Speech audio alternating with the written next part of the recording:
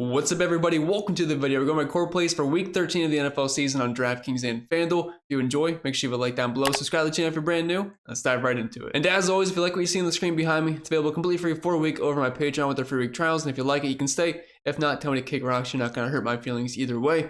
But it's got all the data that I look at each and every single week, projections for both sites, my optimizer, ownership projections, cheat sheets going over cash games and tournaments, and my Discord community, which is active 24/7. So if you're interested, you know where to find it. But let's dive into quarterbacks here, and whether you want to spend up, go in the middle, or down low, depending on what kind of build you want to go with. We got you covered this weekend. Now, I really like two of these quarterbacks. That's going to be Tua and Brock Purdy. So if I'm playing single entry or 3 max, those are the guys I am building around and trying to get my stacks a little bit different with them. I'm playing 20 max, 150 max. That's where these other guys are going to be coming in play. So let's start with the studs here. We have Jalen Hurts, CJ Stroud, and Tua. All are going to be viable here. Like I said, I love Tua. He gets that dream matchup versus Washington. They are bleeding points in the passing game this season, currently allowing the most points per game to the quarterback position at 24, 280 passing yards, and nearly 2.5 passing touchdowns. And Tua on the season averaging just under 300 passing yards, 2 passing touchdowns, 70% completion percentage, 8.6 yards per attempt. We know how good this Miami offense is. And when you have Tyreek Hill and Jalen Waddle, good things can happen. You don't have to do too much work. Just get them the ball, and they will do the rest. 29.5 implied team total, which is the highest of the week. 49.5 point over-under and a 9.5 point spread in Miami's favor. I realize the spread's not amazing, but I think Tua and company will get there. So he is a cash game option, but I can buy with him in tournaments despite the higher ownership. Jalen Hurts, CJ Stroud will be pivot options off of him. Jalen Hurts is in a big game this week versus the 49ers at home in kind of the daytime primetime slot at 4:25 p.m. 47.5 point over-under, 2.5 point dogs at home, which is some big respect to the San Francisco 49ers. But Jalen Hurts has a floor unmatched by anybody else. I realize the matchup versus the Niners is not great. They're allowing the third fewest points in the quarterback position. But any single time the Eagles get inside the 5-yard line, really more so inside the 3-yard line, there's pretty much an auto lock for Jalen Hurts to get a rushing touchdown. The tush push is undefeated. 1 rushing touchdown per game, over 7 design runs, that is not including scrambles, and 40 rushing yards. And that's all paired with what he can do through the air as well, which is nearly 250 and 1.5 passing touchdowns per game. So the only reason you're not playing Hurts is probably because of the matchup and the price point, but projection-wise, he still looks good. Then CJ Stroud has been incredible this season as a rookie. Him, Tank Dell, Nico Collins, Dalton Schultz, doesn't matter who it is. They've been hooking up quite nicely this season. Now, I know on paper the matchup versus the Broncos looks good. They've been below average versus quarterbacks this year, ranking 22nd versus the position. But this defense has definitely looked much better in recent weeks. I believe they're now on a 5-win streak, and they face some tougher teams, and they play Patrick Mahomes as well. They've been able to keep him in check. And so I don't love the matchup. This is still a 25.5 implied team total for the Texans. They're playing at home, which is much better than playing over in Mile High. 3.5 point favorites here. And on the season, just 4 yards shy of 300 passing yards per game, nearly 2 passing touchdowns. And like I said, his weapons are superb, and it's really not that hard to stack them up. And the run back options over in Denver are cheap as well. So I'm fine with Stroud as a tournament option, but I don't think the ownership's going to be too high this week considering he's $100 less than Jalen Hurts, and then everyone wants to play Tua. And moving on to some cheaper options, I think Sam Howell is one of the better tournament quarterbacks of the week because you can do the same exact stack as you're going to do with Tua. So for example, if you went Tyreek Hill, Jalen Waddle, Terry McLaurin, that could be your stack. You can do the same exact stack, but put Sam Howell as your quarterback. That's going to be much lower owned. You can pretty much keep everything the same. If you want to do a double stack with a double run back stack, I'm totally fine with that. Use Logan Thomas or Dotson, Curtis Samuel, whoever it may be. There should be enough volume in this offense to get the job done, but they're 9.5 point dogs. They're at home, 20 point implied team total. And like I said, the highest over of the week. And Miami's defense isn't exactly the scariest thing in the world. I mean, they're not elite, but they're not amazing either. 17th versus the position. So I think Sam Howell, with them throwing the ball so much this year, over 37 pass attempts per game, I definitely don't mind it. Brock Purdy, he will have some ownership this week, but for a very good reason. Like I said, this is going to be a big game this weekend. I think everyone's watching it. Definitely an NFC potential championship preview for us. Definitely 2 of the best teams over in that conference. 25 point implied team total for the 49ers on the road in Philly, 2.5 point favorites. Now, while they have a very stiff run defense, they're currently allowing the fewest points per game to the running back position, I believe. Once we head over to Christian McCaffrey, we'll talk about that. But versus quarterbacks and wide receivers, they have been bleeding points. They're allowing the most points per game to wide receivers and the second most points per game to quarterbacks at 275, 2 passing touchdowns, and 23.5 points per game. And I'm going to be honest, I am not sure what DraftKings has against Brock Purdy. I don't know what he needs to do to get above this really low price point. At least he's out of the 5K range, but still $6,100 for the quarterback of one of the best teams in the league. He's averaging 260 and nearly 2 passing touchdowns per game, 1.75. So 1 3/4 there. 9.4 yards per attempt, a 70% completion percentage. I realize Christian McCaffrey's on the team. They're going to feed him a ton. This is definitely a team that likes to run the football. He's only throwing the ball 25 times per game. but this is an efficient offense. He's got the best QBR of any quarterback we have talked about yet, and this is a dream matchup. So Brock Purdy, he's way too cheap. I got him projected close to 20 points, and if that's going to be the case at this price point, yeah, he's going to populate in a lot of lineups. And then we have two cheapies here, and Russell Wilson and Gardner Minshew, definitely only tournament options, although it looks like Russell Wilson is picking up some steam this week, which I get because of the low price point, but for $400 more, I can get Brock Purdy, which I feel much more comfortable with.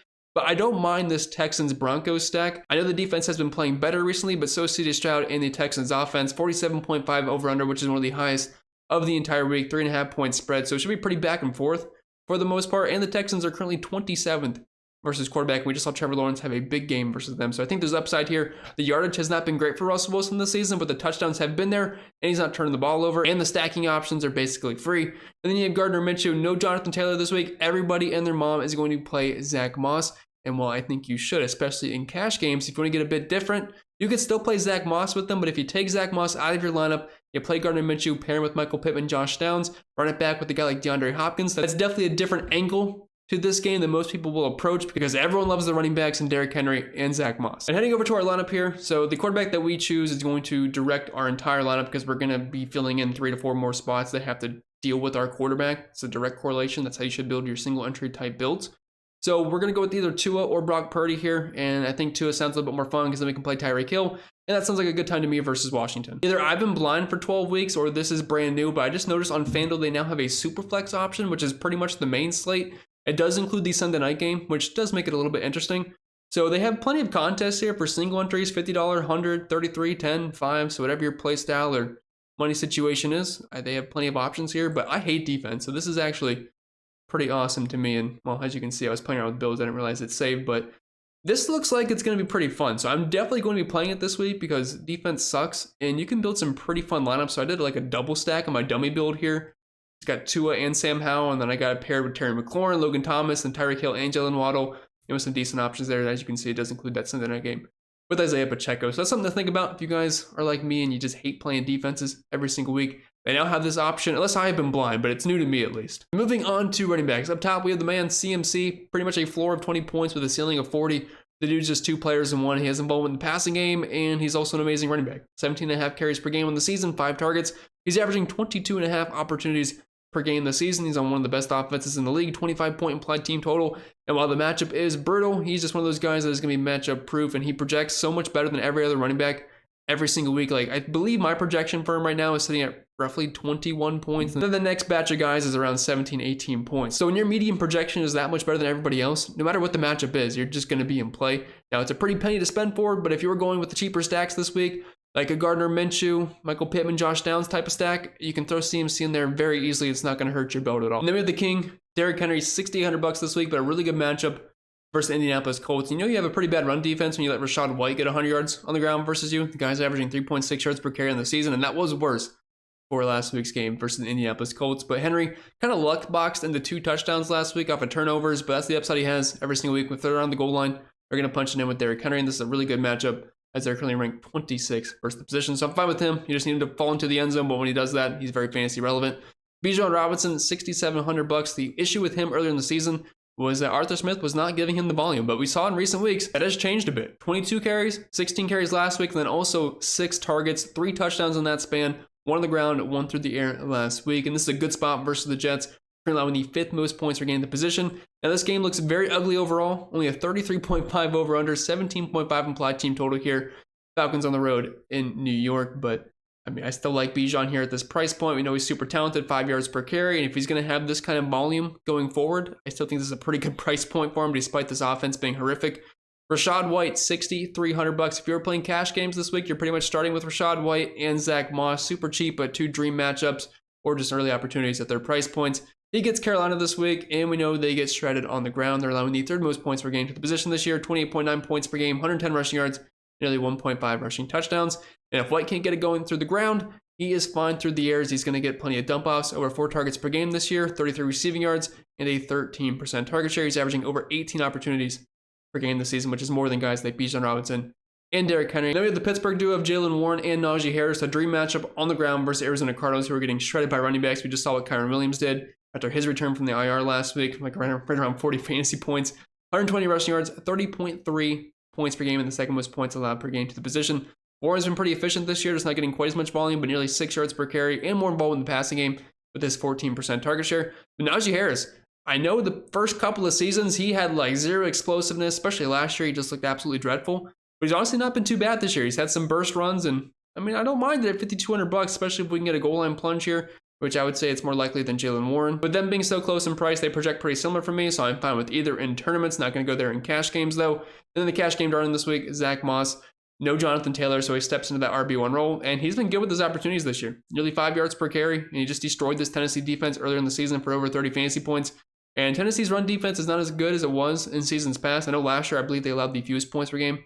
Running back position that is now 13th this season, but you cannot pass up this volume at a position that has been very good for fantasy purposes this year at $4,600. Moving back over to our build here, as much as I want to play a guy like CMC this week, or maybe even go up to a Derrick Henry type, but I know I'm going to have a bit of an expensive stack because I have Tua, so I'm pretty much married to both Tyreek Hill and Jaylen Waddle here, and that's going to cost me a little bit. Tyreek Hill is close to $10,000.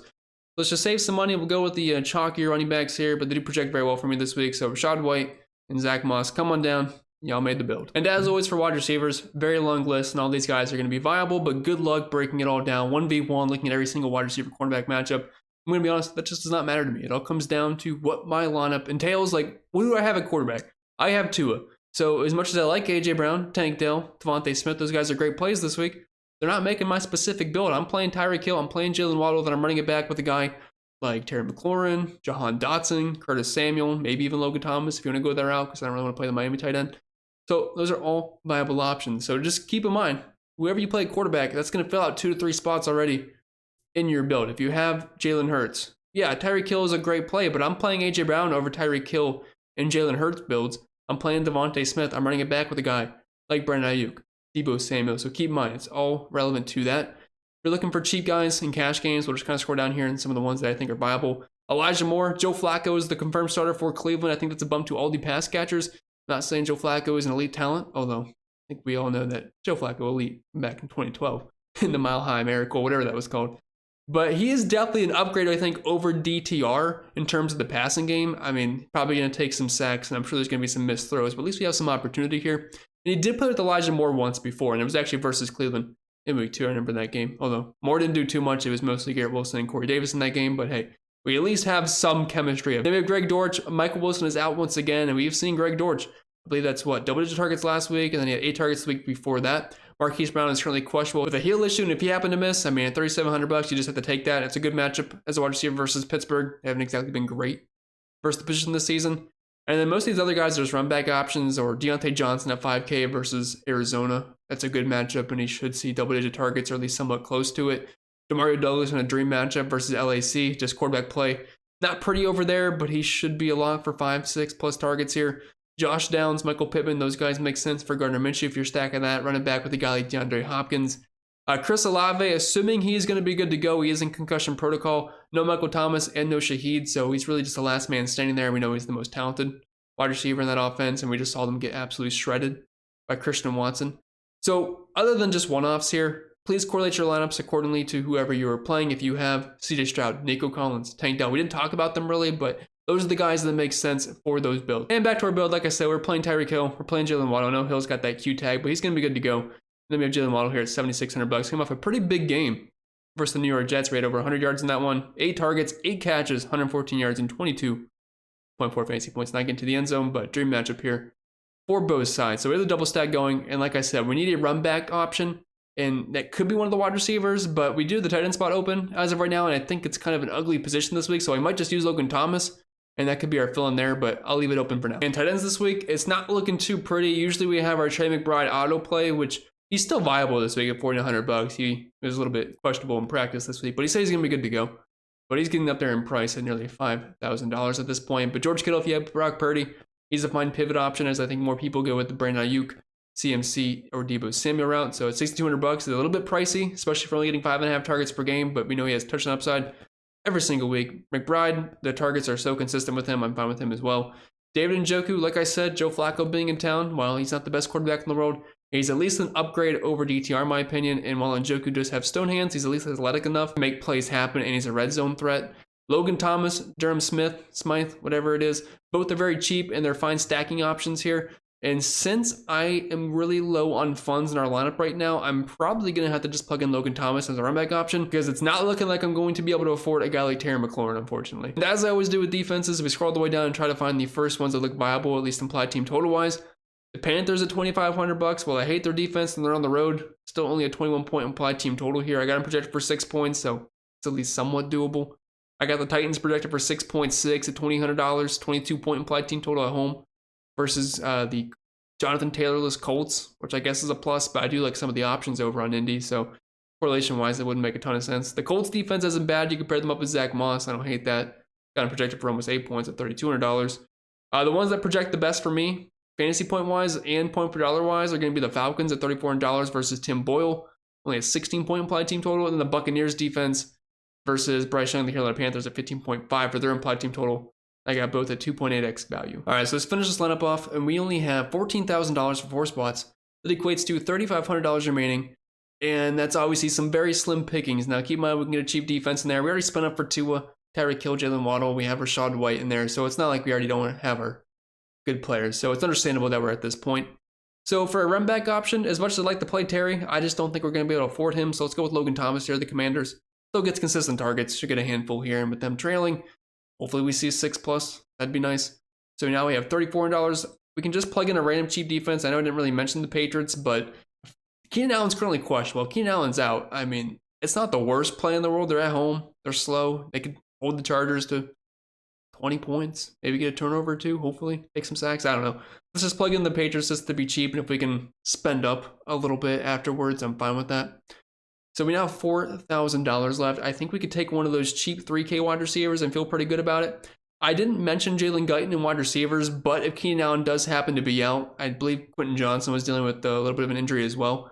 But he's only $3,300, and he would certainly be viable. That's something to keep an eye on. I wouldn't expect Keenan Allen to miss, but I guess it's always possible. But I do like Greg Dortch. So in the 2 games Michael Wilson has been out, 8 and 9 targets. Marquise Brown is questionable as well. 13, 11 points, got into the end zone late last week.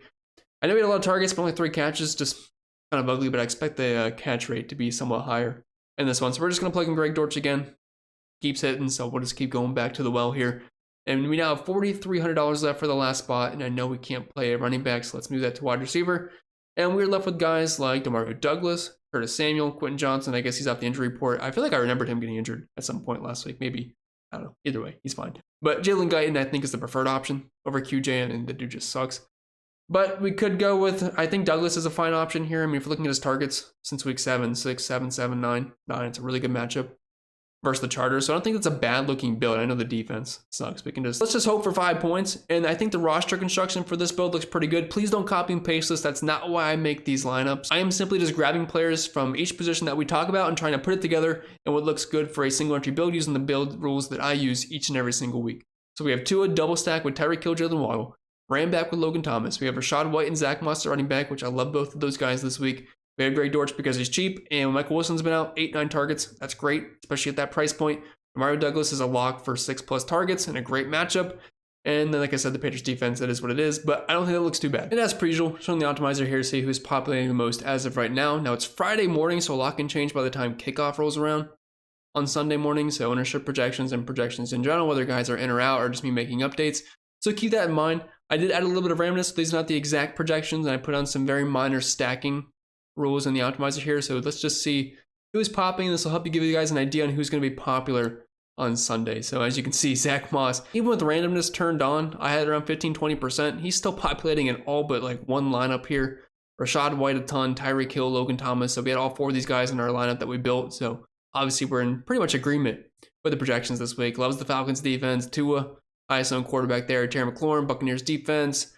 Dylan Warren, CMC, Najee Harris. So pretty much all guys we talked about. It looks like Elijah Moore's popping more than Greg Dortch. So maybe we should have went that route in our build. I forget what the pricing difference was there. But as you can see, pretty much all guys that we did mention. The teams that it likes the most, yeah, not too surprised there. Washington, Miami, that's going to be a very popular game this week. Indy, Tampa, Pittsburgh, San Francisco, Atlanta, if you're looking at the games. Tennessee, Indy. Obviously, when Zach Moss is in every lineup, that's going to be near the top. Washington, Miami, Tampa Bay, Carolina, Pittsburgh, Arizona. So not really too surprised there. So hopefully this is at least somewhat helpful to you. And if you ever want to get access to this and build your own lineups, you can do so using the link down below. But with that being said, that's all I got for you guys this week. So I hope you enjoyed. And if you did, make sure you like down below, subscribe to the channel if you're brand new. If you have any questions, leave them down below. I'll be more than happy to answer them.